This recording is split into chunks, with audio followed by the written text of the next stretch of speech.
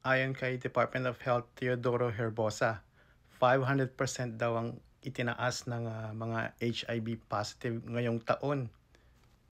Kada araw daw ay halos 60 na kaso ng mga taong positibo sa HIV ang itinatala ng Department of Health.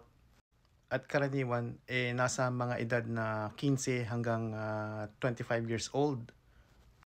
Ang laking pinagkakaiba ngayon kasi noong 2010 nasa 25 to 35 years old yung mga taong naitatala na positibo sa HIV.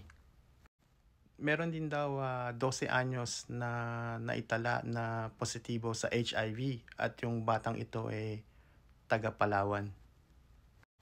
Naidagdag din ni Health Secretary Teodoro Herbosa na kung magpapatuloy ang kaso na 60 cases a day na positibo sa HIV, may posibilidad daw na taon-taon magkakaroon ng increase ng 26,000 cases. Sa ngayon, ang bilang ay nasa 148,000 cases of positive HIV. Idinagdag din na 95% ng mga positibo sa HIV dito sa mga naitalang kaso wawang puro mga kalalakihan. Kaya sa mga nagbabalak dyan na makipagtalik, hindi porket hindi pwedeng mabuntis, hindi na kayo magkakapote.